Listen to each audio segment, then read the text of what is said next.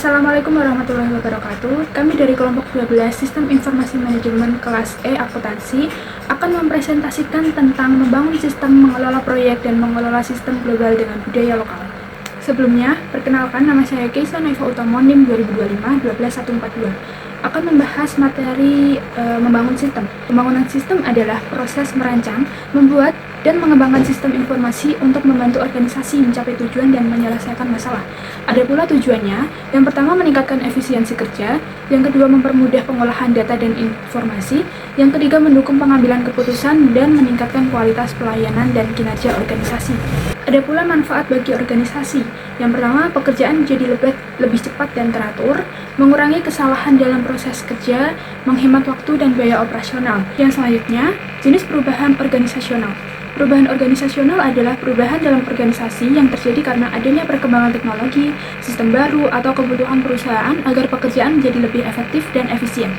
Ada pula jenis-jenis dari perubahan organisasional. Yang pertama, otomatisasi adalah bentuk yang paling umum dari perubahan organisasional yang dimungkinkan dengan TI atau teknologi informasi. Contohnya seperti absensi manual menjadi menggunakan fingerprint, pencatatan di buku menjadi di sistem komputer, dan lain-lainnya. Jenis yang kedua yaitu rasionalisasi, perubahan yang paling mendalam setelah otomatisasi.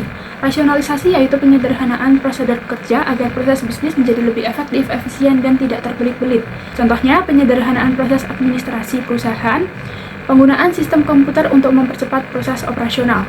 Selanjutnya, merancang ulang proses bisnis merupakan perubahan yang lebih besar dibanding rasionalisasi.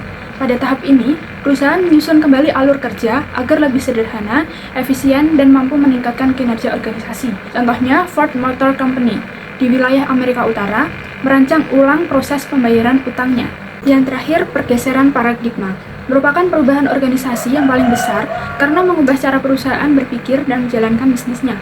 Perubahan ini biasanya terjadi akibat perkembangan teknologi dan kebutuhan pasar. Contohnya, perusahaan yang awalnya berfokus pada bisnis offline, kemudian beralih menjadi bisnis digital atau berbasis online.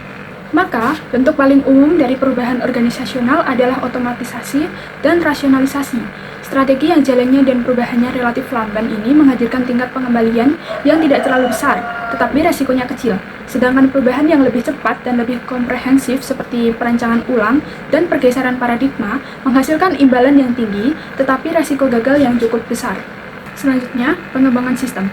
Pengembangan sistem merupakan jenis permasalahan yang terstruktur yang dipecahkan dengan aktivitas-aktivitas yang berbeda. Aktivitas tersebut terdiri dari 1. Analisis sistem adalah analisis suatu permasalahan yang mana suatu perusahaan berusaha untuk memecahkan dengan sistem informasi. Yang kedua, desain sistem adalah tahap merancang bentuk sistem baru, mulai dari tampilan, proses kerja, database, hingga alur sistem. Yang ketiga, pemrograman. Dalam tahap ini, desain yang telah dibuat kemudian diwujudkan menjadi aplikasi atau sistem yang dapat dijalankan. Yang keempat, pengujian adalah mengecek apakah sistem sudah berjalan dengan baik dan bebas dari kesalahan. Yang kelima, konversi adalah suatu proses perubahan dari sistem yang lama menuju sistem yang baru. Dan yang terakhir, produksi dan pemeliharaan adalah penggunaan sistem secara rutin serta perawatan sistem. Selanjutnya, pendekatan pengembangan sistem. Pendekatan pengembang sistem adalah metode atau cara yang digunakan dalam proses pembuatan dan pengembangan sistem informasi agar sistem dapat berjalan sesuai kebutuhan organisasi. Pendekatan ini ada dua. Yang pertama, menggunakan metode konvensional. Yang kedua, menggunakan pendekatan kontemporer atau modern. Pertama, metode konvensional. Ada siklus hidup sistem atau sistem life cycle, yaitu metode pengembangan sistem informasi yang paling tua. Pengembangan ini mulai dari analisis sistem hingga produksi dan pemeliharaan, seperti yang sudah dijelaskan sebelumnya. Yang kedua, pembuatan prototipe atau prototype, versi sistem informasi atau bagian dari sistem yang sudah dapat berfungsi, tetapi dimaksudkan hanya sebagai model awal saja. Selanjutnya, pengembangan oleh pengguna akhir atau end user development. Perangkat lunak yang membuat pengguna akhir dapat membuat laporan atau mengembangkan aplikasi perangkat lunak dengan sedikit bantuan teknis atau tidak sama sekali. Yang terakhir, alih daya atau outsourcing. Pengembangan sistem diserahkan kepada pihak atau perusahaan luar yang lebih ahli di bidang teknologi informasi. Yang kedua, yaitu metode kontemporer atau modern. Selain metode konvensional, terdapat pendekatan kontemporer dalam pengembangan sistem yang lebih cepat, fleksibel, dan sesuai dengan perkembangan teknologi digital. Yang pertama ada aplikasi cepat atau RAD, Rapid Application Development, Yang kedua, pengembangan berbasis komponen dan layanan web. Ketiga, pengembangan aplikasi mobile. Perkenalkan, nama saya Erlina Saputri, NIM 2025-12-14-7. Di sini saya akan menjelaskan tentang mengelola proyek. Yang pertama ada definisi dan tujuan manajemen proyek. Definisi manajemen proyek sendiri adalah penggunaan keahlian alat untuk mencapai target sesuai batasan waktu, biaya, dan ruang lingkup yang ditentukan. Tujuan manajemen proyek untuk memastikan proyek selesai, sukses, dan berkualitas dengan menjaga keseimbangan antara batasan waktu, biaya, dan ruang lingkup. Selanjutnya ada aktivitas manajemen proyek. Aktivitas ini mencakup perencanaan kerja, penilaian resiko, estimasi sumber daya, pengorganisasian tugas, pengarahan, pelaksanaan, pengendalian jalannya proyek, sehingga pelaporan kemajuan serta analisis hasil akhir. Ada 5 variabel utama manajemen proyek. Yang pertama ada ruang lingkup, untuk menentukan pekerjaan apa saja yang termasuk dan tidak termasuk dalam cakupan proyek agar proyek tidak melebar. Yang kedua ada waktu, yaitu jumlah waktu yang dibutuhkan untuk menyelesaikan proyek. Setiap proyek harus memiliki jadwal yang jelas. Yang ketiga ada biaya, anggaran yang didasarkan pada waktu dan sumber daya yang dibutuhkan untuk menyelesaikan proyek.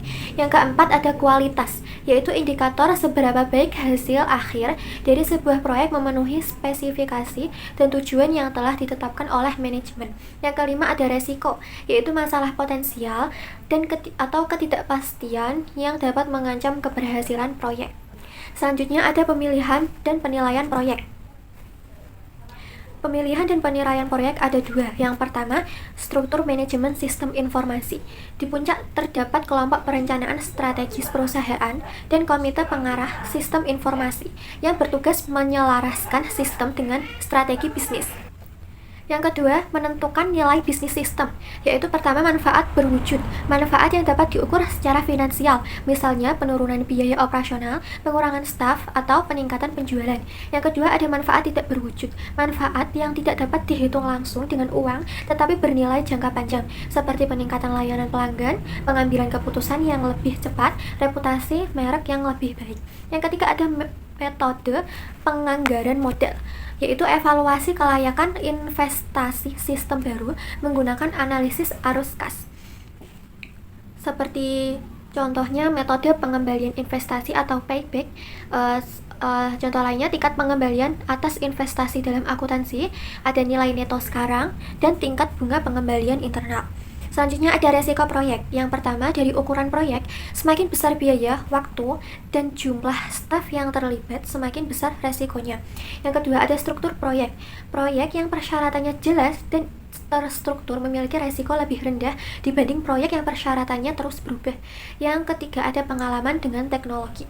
Jika tim proyek atau organisasi kurang familiar dengan teknologi yang baru digunakan, resiko kegagalan teknis akan meningkat. Selanjutnya ada penyebab kegagalan proyek. Yang pertama, kurangnya dukungan dan keterlibatan dari manajemen senior. Yang kedua ada persyaratan penggunaan yang buruk atau tidak selaras dengan kebutuhan bisnisnya. Yang keempat, adanya penolakan organisasi terhadap perubahan proses bisnis baru. Selanjutnya ada strategi mengatasi resiko kegagalan. Yang pertama, manajemen perubahan melibatkan penggunaan sejak tahap awal pengembangan agar mereka merasa memiliki sistem tersebut. Yang kedua, pengangkat penjadwalan formal menggunakan grafik Gantt chart dan Bird chart untuk memantau waktu pelaksanaan dan ketergantungan antar tugas secara ketat. Yang ketiga ada dukungan manajemen senior, yaitu untuk memastikan manajer puncak memberikan komitmen anggaran dan dorongan moral agar sistem baru dapat diadopsi dengan baik. Mengelola sistem global dengan budaya lokal. Sistem global adalah sistem bisnis perusahaan yang menjangkau berbagai negara. Sistem ini memungkinkan perusahaan multinasional untuk mengelola aktivitas secara terintegrasi di berbagai lokasi geografis. Tujuan antara lain ialah untuk melakukan ekspansi pasar, dapat melakukan efisiensi biaya, mendapatkan akses sumber daya, dan mengetahui keinginan pasar global. Tantangan sistem global antara lain yakni dari sisi global terdapat seperti perbedaan budaya,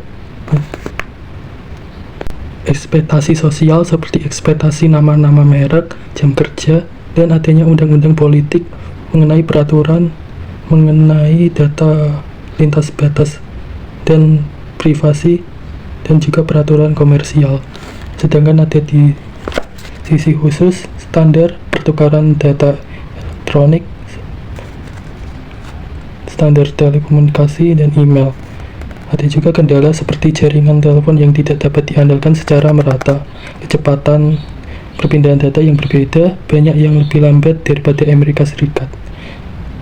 Langkahnya konsultan yang memiliki keahlian. Berikutnya adalah strategi sistem global. Sistem inti atau core system adalah sistem yang mendukung fungsi-fungsi yang benar-benar penting bagi organisasi. Berikut langkah-langkah mengidentifikasi sistem inti. Langkah pertama, mengidentifikasi proses bisnis inti. Yang kedua, mengidentifikasi sistem inti untuk koordinasi terpusat. Ketiga, memilih pendekatan yakni bertahap, rancangan keseluruhan, dan evolusional. Yang keempat, jelaskan manfaatnya. Berikutnya ada isu dan peluang teknologi dalam rantai nilai global. Tantangan teknologi sistem global. Yang pertama, platform komputasi dan integrasi sistem. Mengenai bagaimana agar aplikasi yang dikembangkan digunakan oleh divisi-divisi yang berbeda dan jenis-jenis perangkat keras komputasi yang berbeda dapat diintegrasikan. Kedua, koneksi Vitas, kemampuan untuk menghubungkan sistem dan orang-orang pada perusahaan global ke dalam sebuah jaringan yang terintegrasi. Ketiga, penempatan perangkat lunak. Bagaimana agar dapat membangun perangkat lunak yang dapat secara realistis digunakan oleh banyak unit-unit bisnis dan negara-negara yang berbeda yang ditetapkan bahwa unit-unit bisnis terbiasa dengan proses bisnis mereka yang unik dan definisi dari data. Selanjutnya ada implementasi sistem global dengan budaya lokal. Implementasi sistem global dengan budaya lokal adalah proses menyesuaikan sistem teknologi atau tren universal agar selaras dengan nilai, norma, dan kearifan masyarakat lokal. Ini menggabungkan efisiensi global dengan identitas khas setempat. Dari materi ini bisa disimpulkan bahwa sistem informasi berperan penting dalam meningkatkan efisiensi, efektivitas, dan kualitas pengambilan keputusan organisasi. Pengembangan sistem memerlukan proses yang terencana, manajemen proyek yang baik, serta kemampuan menghadapi perubahan dan risiko. Di era global, penerapan sistem informasi yang tepat menjadi kunci keberhasilan organisasi dalam bersaing dan mencapai tujuan bisnis. Demikian presentasi kami tentang membangun sistem, mengelola proyek, dan mengelola sistem dengan budaya lokal. Mohon maaf apabila ada salah kata. Terima kasih. Wassalamualaikum warahmatullahi wabarakatuh.